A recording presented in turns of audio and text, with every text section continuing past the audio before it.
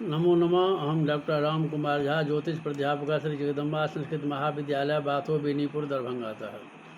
लघु जातकम शास्त्री प्रतिष्ठा प्रथम खंड विषय सूतिकाध्याय। सूतिका गृह द्वार एवं दीपक का ज्ञान। द्वारम वास्तुनि केन्द्रोपगाद ग्रहादशति वा विलग्न रक्षात् दीपो वरकाद्युदयाद वर्तिरिन्दुतः स्नेह निर्देशः।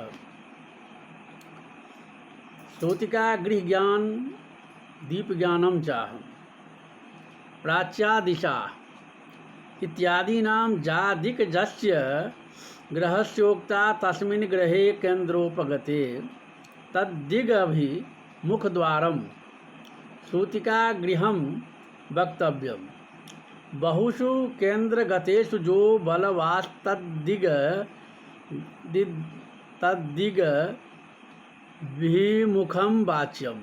अन्ये लग्न द्वादशांश राशि दिगभिमुखं वर्णयन्ति। अन्ये तदधिप दिगभिमुखं कथयन्ति। असति वा विलग्नरक्षादिति शून्येषु केन्द्रेषु लग्नराशेर्या दिग्भिहिता तद्दिगभिमुखं द्वारं सूतिकागृहं वक्तव्यम्। दीपो अर्कादिति चरराशि व्यवस्थिते अर्के संचार्यमानो दीप आदेश्यः।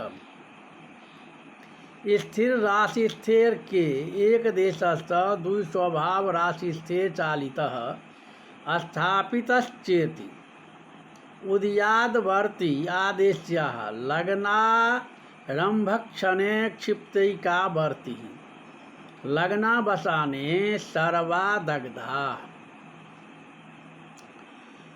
अंतराले अनुपाततो वर्ति दग्ध प्रमाणं वक्तव्यम्।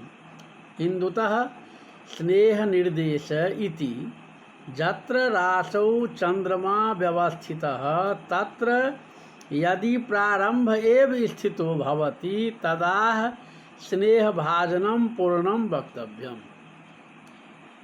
यद्यन्तिम भागे तदा दीप भाजनं स्नेहान्तं वक्तव्यम्।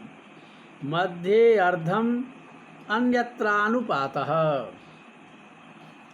अर्थात केंद्र में जो ग्रह हो उसी ग्रह के दिशा में गृह का द्वार समझना चाहिए।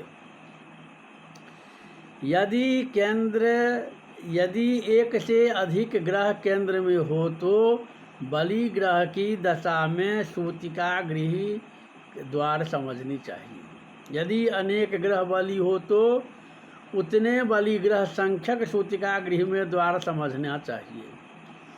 यदि केंद्र में ग्रह नहीं हो तो लग्न राशि की दिशा में सूतिका गृह द्वार समझें। सूर्य की स्थिति से दीपक का ज्ञान करें। यदि लग्न के पास वाले भाव 12 लग्न में 12 में या द्वितीय में सूर्य हो तो सूतिका स्थान से पूर्व दिशा में। यदि सप्तम भाव के समीप 6, 7, 8 षष्ठ सप्तम अष्टम में सूर्य हो तो पश्चिम दिशा में। यदि चतुर्थ भाव के समीप 3, 4, 5 में भाव में सूर्य हो तो उत्तर दिशा में।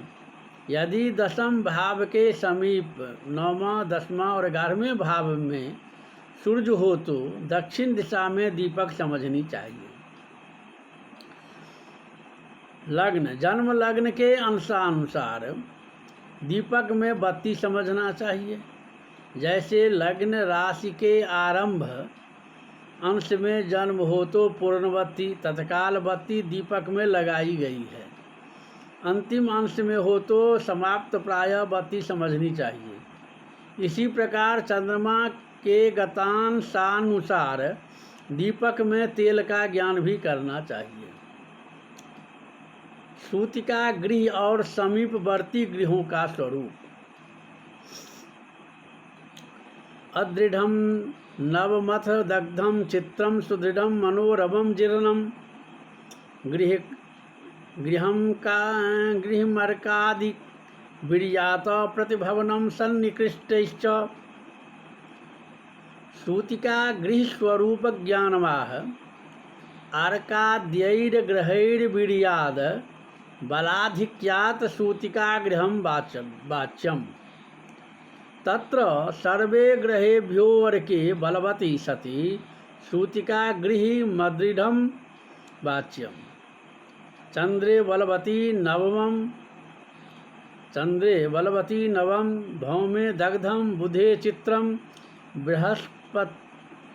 बृहस्पति बत्यंत दृढ़ शुक्रे मनोरवम शनैश्चरे जीर्णम तो प्रतिभावनम सन्निकृष्टैश्चेति सन्निकृष्टै प्रतिभावनम वक्तव्यम गृहदातृग्रहस्य पुरतः पश्चाद्वा ये ग्रहा स्थितास्तेनैव क्रमेण सूतिका गृहात् प्रतिभवनम वाच्यम अर्थात जन्म समय में सबसे बलवान सूर्य हो और वह केंद्र में हो तो सूतिका गृह घर कमजोर जर्जर बलवान चंद्रमा केंद्र में हो तो नवीन गृह बलवान मंगल केंद्र में हो तो जला हुआ बलवान बुध केंद्रस्थ हो तो अनेक रंगों से युक्त बलवान गुरु केंद्रस्थ हो तो सुदृढ़ मजबूत बलवान शुक्र केंद्र में हो तो मनोरम बहुत सुंदर और बलवान शनि केंद्र में हो तो सूतिका गृह जीर्ण यानी पुराना कहना समझ चाहिए तथा सबसे बलवान ग्रह के सम्मुख अपने से सप्तम पीछे अपना स्थान और पार्श्व चतुर्थ दक्षिण पार्श्व में एवं दशम वाम पार्श्व में जो ग्रह हो उस ग्रह के सामने सूतिका गृह के सम्मुख पीछे पार्श्व द्वय में अन्य गृह का स्वरूप समझना चाहिए।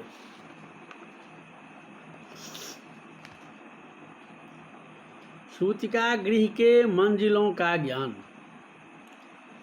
तो गुरु रुचो दशमस्थो द्वित्रिचतुर्भूमिकं करोति गृहं धनोषि सबलस्त्रिशालं द्विशालमन्येषु जमलेषु गृहभूमिका